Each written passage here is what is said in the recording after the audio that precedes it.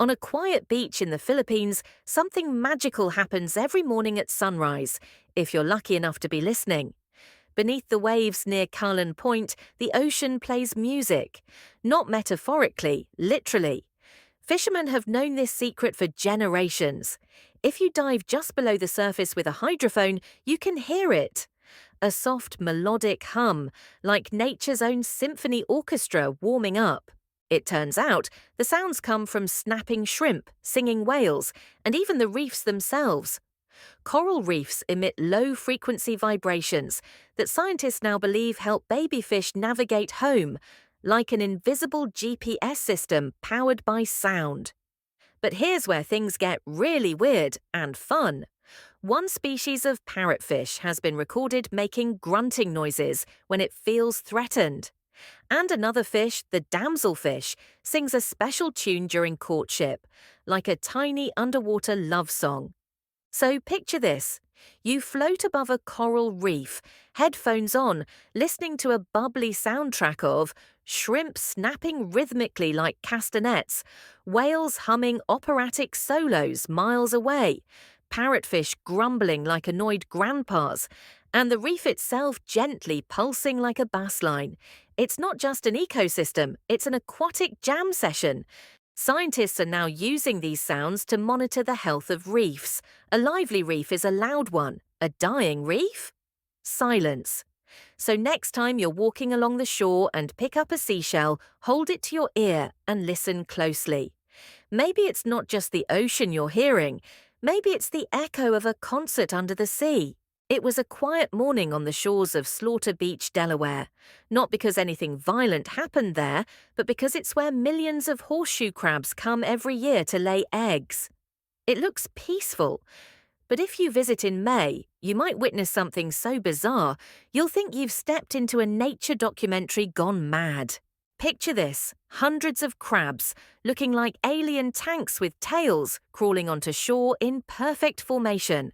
Some flip over, others get stuck. And then, along come the birds. Thousands of them.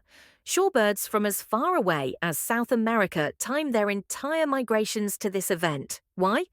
Because horseshoe crab eggs are like a five-star seafood buffet for tired travelers. But here's the fun fact. These crabs aren't even crabs. They're more closely related to spiders and scorpions, and they've been around for over 450 million years, which means they've outlived 4 mass extinctions, including the dinosaurs. So next time you see one flipping helplessly on its back, remember, you're looking at a living fossil with better survival instincts than T-Rex. Head to Lake Hillier in Western Australia, and you'll find a body of water so pink it looks like someone dumped a giant bottle of strawberry syrup into the ocean. This bubblegum pink lake is so salty you could float like a cork, even if you tried to sink. And guess what gives it that wild colour? Not pollution. A rare mix of halobacteria and microscopic algae that thrive in salt. You can swim in it. You can take a selfie in it. Just don't try to drink it unless you enjoy kidney failure. Most beaches are golden or white, but some have sand that glows, sparkles, or looks like it was scooped from another planet. Green Sand Beach, Hawaii. Also known as Papacolia Beach, this rare green shoreline gets its color from olivine crystals, a mineral found in volcanic rock. Pink Sand Beach, Bahamas. The famous pink hue comes from crushed coral and shells, including microscopic organisms called foraminifera that have reddish-pink shells. Black Sand Beach, Iceland. Volcanic eruptions create these dramatic black shores when lava cools rapidly in seawater. Glass Beach, California. Once a trash dump, this beach now sparkles with smooth, colourful sea glass, literally trash-turned treasure by decades of ocean waves. And yes, there's even a purple sand beach in Oregon caused by garnet deposits. Okay, not literally blow it up, but some seashells really make music when you blow into them. The trumpet snail and conch shell are favourites among beachgoers who want to channel their inner pirate or ancient priest. Historically, In Hindu rituals, conch shells are blown during prayers and ceremonies. In ancient Japan, conchs were used as horns by mountain monks. In the Caribbean, fishermen used them to signal each other across islands. And here's the bonus. The sound varies depending on the shape and size of the shell. So no two conch calls sound exactly alike. It's nature's version of a musical instrument. That grain of sand between your toes. It could be millions of years old. Sand forms when rocks erode over thousands or millions of years. Rivers carry the particles to the ocean, where waves slowly grind them into the soft powder we love to walk on. In fact, some of the oldest sand on Earth comes from ancient mountains that no longer exist, eroded into oblivion, leaving only sandy memories behind. So every time you dig your feet into the beach, remember, you're touching geological history in the making. Want to feel like you've landed on another planet? Head to Hydra Island, Greece, where the beach of Lycos features black volcanic rock, red-orange soil, and shimmering turquoise water. It's so otherworldly, NASA considered using it as a training ground for astronauts bound for Mars. Other alien beaches include Whitehaven Beach, Australia, known for its ultra-white silica sand that squeaks like sugar when you walk on it. Playa de Gulpiyuri, Spain, a tiny freshwater beach inland, surrounded by cliffs and accessible only via a cow path. Seashores aren't just pretty faces, they play a key role in fighting climate change. Dunes and mangroves act as natural barriers against storm surges and rising seas.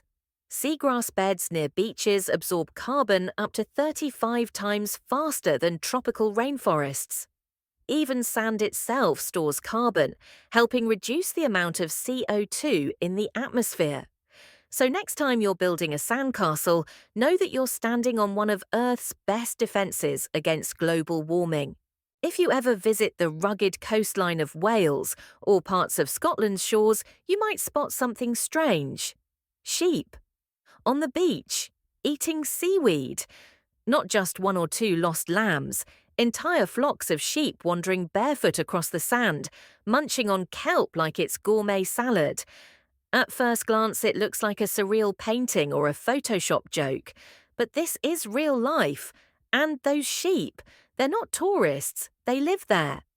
A seaside life for sheep. In many coastal villages in the UK, especially on islands like North Ronaldsay in Scotland and parts of Anglesey in Wales, sheep have adapted to life by the sea in a way that defies everything we think we know about woolly farm animals. These sheep don't eat grass, they eat seaweed. Yep, you read that right. These hardy herbivores spend their days grazing along the tide line, snacking on whatever the ocean washes up: kelp, bladderwrack, sea lettuce, and other salty greens. In fact, they've become so dependent on seaweed that if you tried to feed them regular grass, they'd actually get sick. It's like if your neighbour decided to quit pizza and only ate sushi. Forever. Centuries ago, local farmers built stone walls around their farmland to keep sheep out and protect precious crops from being eaten. But instead of starving, the sheep didn't panic. They went to the beach, literally. Stranded between the walls and the sea, these clever critters had no choice but to adapt or die, and adapt they did. Over generations, they evolved specialized digestive systems to process salt-heavy seaweed, tough hooves to walk on rocky coasts and slippery kelp, even a taste preference for briny marine plants over land-based greens. Today, the North Ronaldsay sheep are considered a rare heritage breed and are protected as living history. You can still find them trotting along tidal pools, looking like fuzzy beach bums with no plans and all the snacks. Thanks for watching. Don't forget to like and subscribe.